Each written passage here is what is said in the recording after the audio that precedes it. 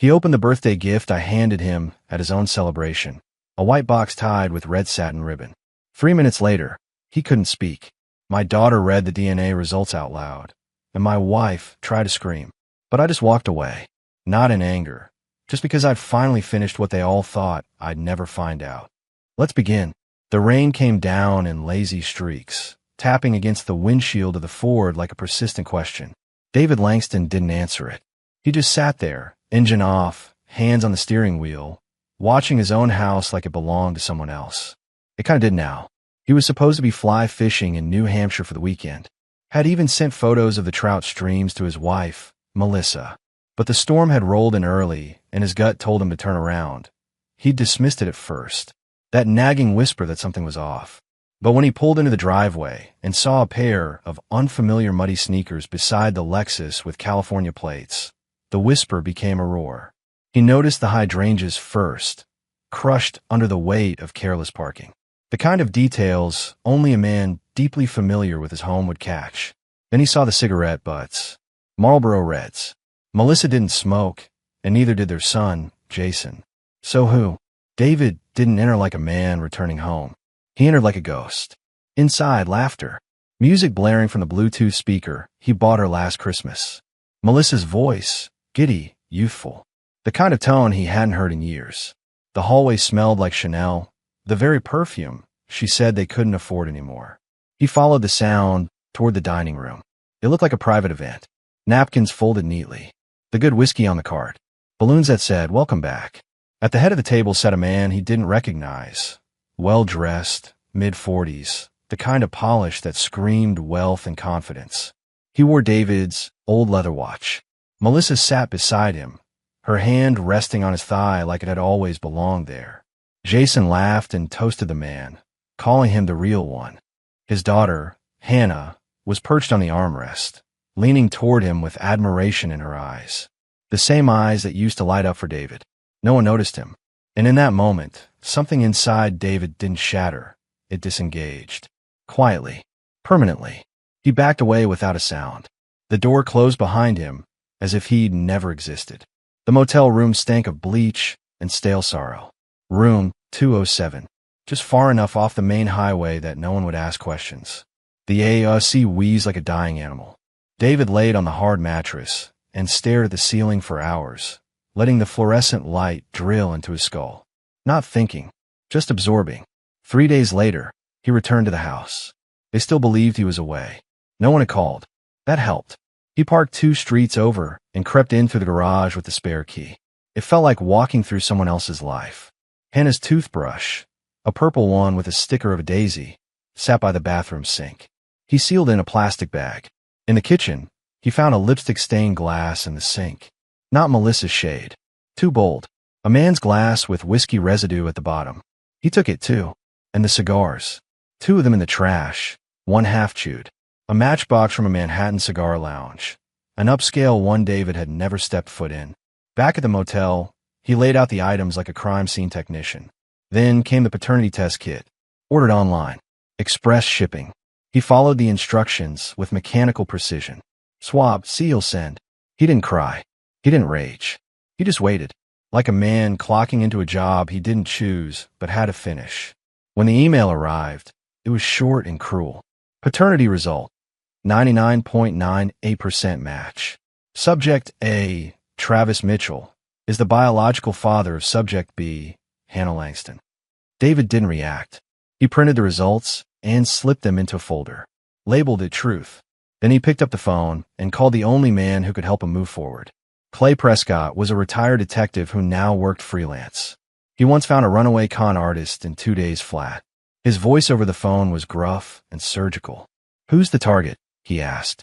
"My wife," David answered. "And a man named Travis Mitchell." There was a pause. Then Clay said what David had been waiting to hear. "All right, let's ruin someone's day." Clay didn't waste time. By the 3rd day, a padded envelope arrived at David's motel, thicker than any tax file he'd ever handled. David didn't open it immediately. It sat there on the desk, quiet and ominous, like a loaded gun. When he finally peeled back the flap, the first thing he saw was a timeline. Printed in red. Clean. Clinical. 2003. First confirmed interaction between Melissa Langston and Travis Mitchell at a charity board meeting. 2004 to 2006. Shared presence at multiple fundraisers and alumni events. June 2006. Melissa's supposed wellness retreat in upstate New York. Travis was in the same area. Confirmed via company card expenses. March 2007. Birth of Hannah Langston. The first cracks became a fault line. The folder held it all. Receipts from Quain Inns, two-person room charges, photos of them together on conferences where David had been told she went alone. Even phone logs, late-night calls on their anniversary, voice messages timestamped during their son's graduation weekend. But what broke him was the normalcy in the photos. Travis tying her scarf. Melissa laughing in the middle of a snowball fight.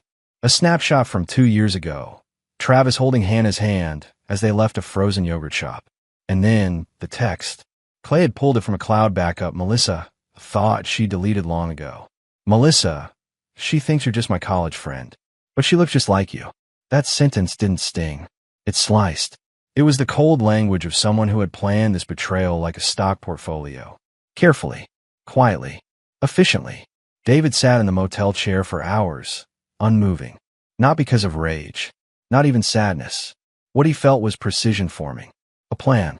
The same calm he used to feel when restoring antique clocks in his workshop. Every gear had its place. Every lie had its lever. He started building his archive. One manila folder labeled Truth became 3, then 5. He collected printouts, receipts, highlighter markings, duplicate copies.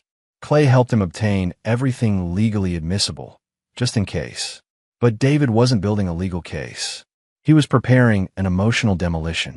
Every day, he woke up at 6 a.m. and walked the gravel paths near the old mill outside town. Coffee in hand, mind rehearsing. He remembered how Melissa used to fall asleep beside him, murmuring half-truths about budget meetings and HR luncheons. He remembered how Hannah had once asked why her hair was lighter than his. "You get that from your mom's side," Melissa had said. He remembered it all now, with terrifying clarity. David knew something else too. If he exploded, if he shouted, they'd turn him into the villain. A bitter, aging man who couldn't handle modern life. So instead, he did what they never expected. He prepared a gift. A white matte box, about the size of a book. Inside it, a high-resolution photo of Travis holding Hannah's hand on a boardwalk. The paternity test result, printed on thick paper, slipped into a scrapbook sleeve, just like Melissa used in her memory albums. A used pregnancy test box, untouched, tucked behind Melissa's hairdryer in the bathroom drawer. Why had she kept it? Was it meant for Travis? Or was it manipulation piece she never deployed? David didn't care. He topped the contents with a note. Simple. Direct. Every child deserves the truth. So do fathers. Then he tied the box with a deep red satin ribbon. Not a store-bought bow. Just a single hand-tied knot. Quiet elegance. Like grief package for someone else to open. He placed the box on the passenger seat of his truck and drove back to the home that no longer felt like his. He called his son first. "Hey, Jeremy," he said. "Mind if I stop by Friday night? I left a torque wrench in the garage. Figured I'd swing through on my way back north." There was a pause. "Sure, Dad. You'll be passing through?" "Yeah, just for a few minutes. Won't interrupt anything." "Well," Jeremy said hesitantly, "we're having a dinner. For Travis. His birthday. Mom's hosting." David smiled. Perfect. Friday arrived like a surgical appointment. He shaved. Wore a dark blue button-down Melissa used to compliment. No aftershave. Just clean. As he pulled up 2 houses down, he looked at the white box once more. Nodded. The front door was unlocked. Of course it was. Inside, the sound of clinking glasses and low laughter filled the air. Melissa's laugh led the chorus. Hannah's voice chirped from the kitchen about lemon tarts. Jeremy was recounting a story about a road trip. And Travis, he was humming. David walked into the dining room like a man entering a theater he'd built with his own hands but never performed in. Melissa was mid-laugh when she saw him. She flinched, like a snake caught in a spotlight. "David, I'm just here to drop something off," he said calmly. Nobody moved. Nobody breathed. He walked around the table, the white box in hand, and stopped in front of Travis. "Happy birthday," David said, placing the gift in front of him. Travis blinked. Nervous grin. "Thanks." He untied the ribbon, lifted the lid. And 3 seconds later, the air changed. First, the paternity document. Travis read the header. His smile disappeared. Then the photo. He stared at it like it might rewrite itself. Then the pregnancy test. No one spoke. Melissa's face turned gray. Hannah looked up, confused. Jeremy stared at the table like it was cracking open beneath him. "What's going on?" Hannah asked, voice soft. Travis didn't answer. Melissa stood, reaching toward the box. "Don't," David said. Quiet. Commanding. Too late. Hannah had grabbed the paper. "Paternity results," she read aloud. Subject A, Travis Mitchell. Subject B, Hannah Langston. 99.98% probability of match. Her hands trembled. "You told me Dad was..." Her voice broke. "I am your father," David said, finally. "But not biologically. That right belonged to someone else. You just met him." The silence that followed Hannah's trembling voice wasn't awkward. It was nuclear. Everyone sat frozen, like reality had slammed the brakes, and they were all bracing for impact. Travis still held the pregnancy test in his hand, like it was evidence in a trial. His lips parted, then closed. He had no words. Melissa's hand trembled as she reached for the folder David had slipped beneath the box. He didn't stop her. He didn't need to. Hannah snatched it first. Her eyes scanned the documents, photos, timestamps, highlighted receipts, records of hotels in Vermont, New York, Charleston. She paused at the one dated 3 years ago, her birthday weekend. Melissa had told David she was visiting an aunt. The receipt told another story. A luxury lodge for two. Hannah looked at her mother like she was staring at a stranger. "You lied to me." Melissa's lips moved, but her voice cracked before it could form a defense. "Sweetheart, it was complicated." "No," David said calmly. "It was strategic." Jeremy finally stood up, his face pale. "So, he's her real dad?" He nodded toward Travis, his tone caught between disgust and disbelief. David didn't answer. He didn't have to. Travis broke the silence. I didn't know. Not for sure." David smiled, tired, hollow. "You knew enough to show up and play house." Melissa moved toward Hannah, reaching out. "Please listen to me. I never wanted this to hurt you. You didn't want to get caught." Hannah snapped, stepping back. "That's what you didn't want." Melissa's eyes welled up. "I was scared. I didn't think he'd ever find out." David finished for her. "I was supposed to die believing it." The weight of those words sucked all the oxygen from the room. He turned toward the door. His steps were quiet, but they thundered through the stillness.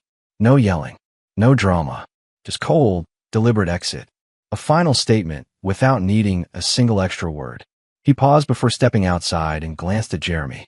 Sometimes silence says more than screams. Then he left. David didn't answer their calls that night.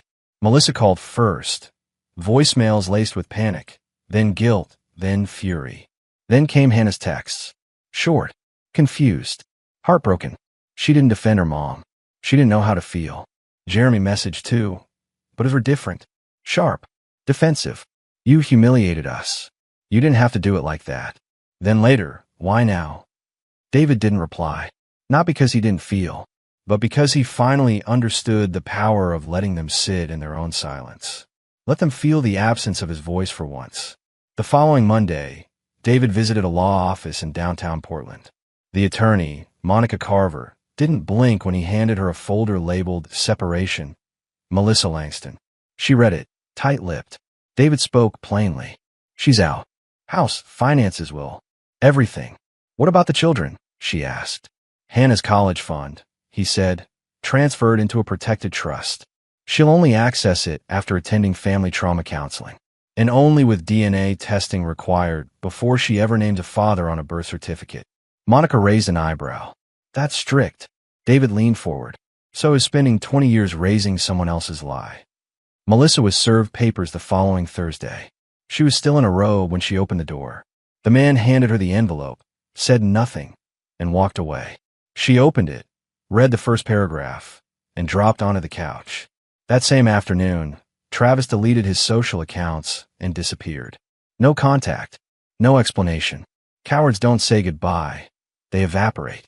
Jeremy stopped calling after that. Hannah sent one more message. It was a photo from when she was 6, her on David's shoulders, both of them laughing. "I still love you. Please don't shut me out. I didn't know." David stared at it for a long time, but he didn't reply. He wasn't sure if she was reaching for the father she remembered, or the illusion they'd all helped create. Spring came late that year.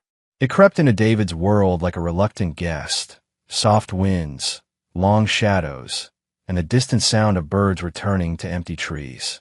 The old house was gone, sold quietly. No farewell visits, no goodbyes.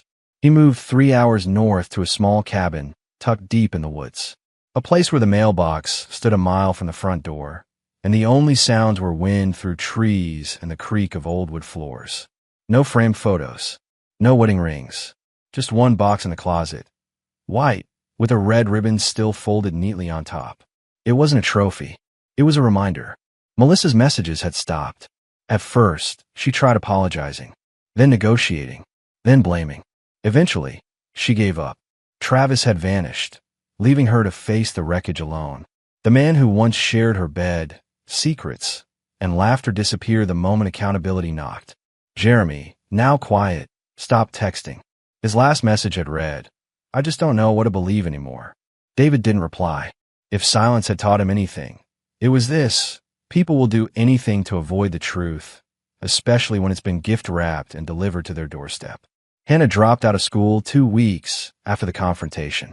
Her roommate emailed David, saying she hadn't left her dorm, barely spoken. David thanked her but didn't act. He wasn't trying to hurt them. He was trying to make them see. Months passed. Melissa moved into a modest apartment. Ground floor, 2 bedrooms, 1 bath. Gone were the marble countertops and imported wine glasses. The decor now was leftover boxes, unopened mail, and a faint smell of takeout and regret. Then one rainy Tuesday, another box arrived. No return address. Just her name and handwriting she recognized too well.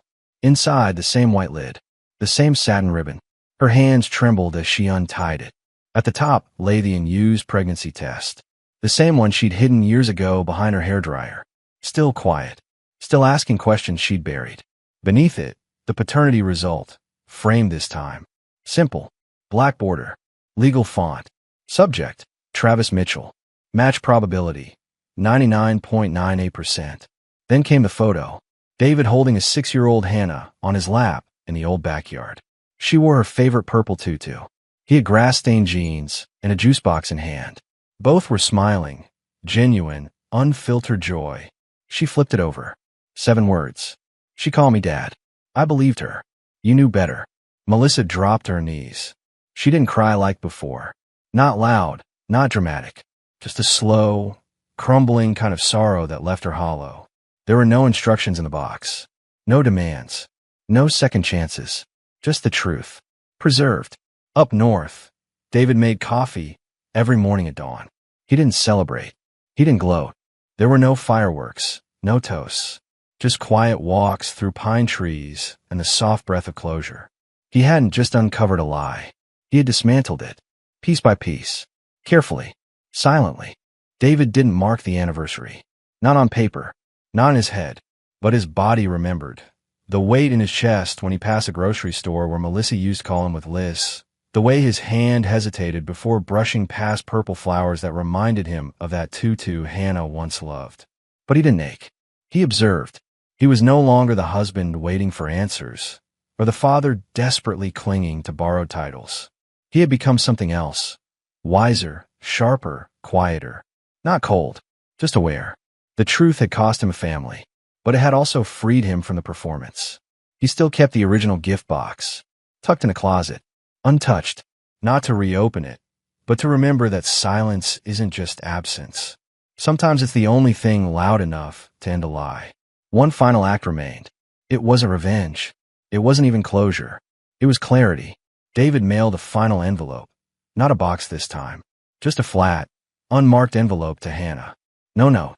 No return address. Inside, a copy of the framed photo. The one the 2 of them, smiling in the backyard. On the back, another sentence. "I was there when you needed me. Even if I wasn't the one who made you, I was the one who showed up." That was it. No plea for reconnection. No guilt trip. Just a sentence. A truth she could hold. He never heard back. But that wasn't the point. The point was that she'd know. One day, when the noise settled, when the smoke cleared, she'd remember the man who showed up at soccer games, who made her lunch, who helped with her science projects. Not the man with her DNA. The man who was present. David walked the forest paths every day now, with no ringtone in his pocket, no schedule to check, just the rhythm of his boots on gravel and the whisper of wind through tall trees. He didn't carry bitterness. He carried understanding. He'd learned that betrayal doesn't always come with screaming matches or hotel keys. Sometimes it arrives quietly, through years of small omissions, soft lies, and calculated affection. But the silence he gave back, it wasn't empty. It was truth, wrapped in calm, delivered with purpose. And somewhere in the smaller apartment where Melissa now lived, that truth still sat on a kitchen shelf, framed, preserved, and undeniable. Because in the end, David Langston didn't need applause. He didn't need to burn it all down. He just needed them to see what he saw. And once they did, he didn't have to say another word.